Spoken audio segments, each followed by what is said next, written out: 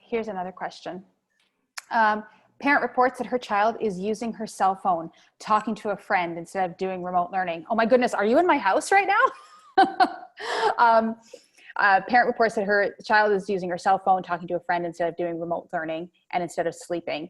Also parroting and mimicking her friends' opinions and actions, which is against hers.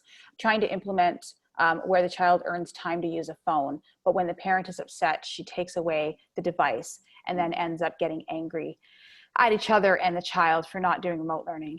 Any suggestions? Some parents are unable to be with their child to assist during remote learning. Some complain that is the educational team's job. What else can we do? I wonder if there's any way, and you might need permission for this, but to control the device remotely. Like, I know that there are apps and stuff, like there's one called Our Pact, I think, where if it was on like a parent's device, they could control when the device goes on and off. So I wonder if you could take that control for the student's device, if that's even allowed, so that you can control like how they're accessing that and whether they've earned it, or how to turn it off. I like where you're going with that, though. I really like the way that you were saying, you know what, she doesn't have access to the telephone unless she earns it. And I really like that idea. You may just need to do some more parent coaching around that, and teach the parent, this is when they can have it, this is when they can't.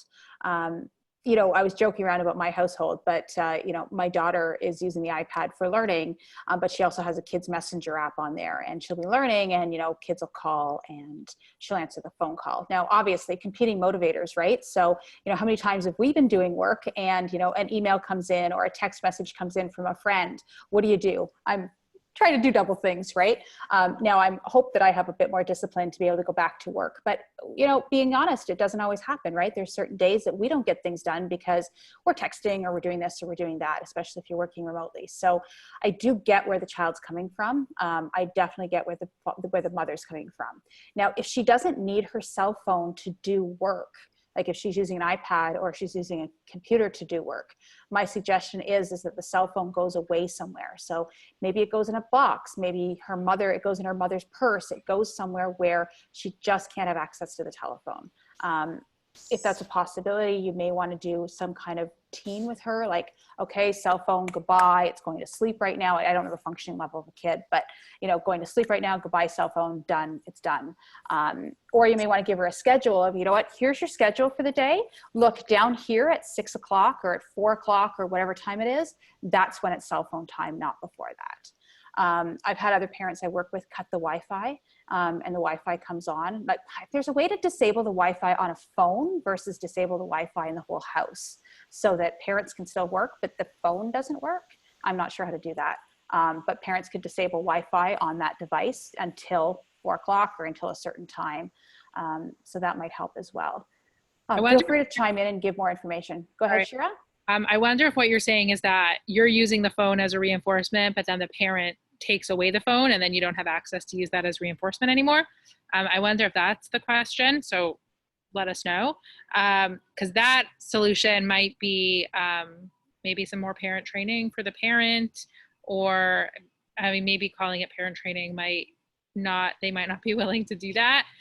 But some way to think about like what's in it for the adult. Like how can we create almost like reinforcement system for the parent to be on board with what the child wants to do.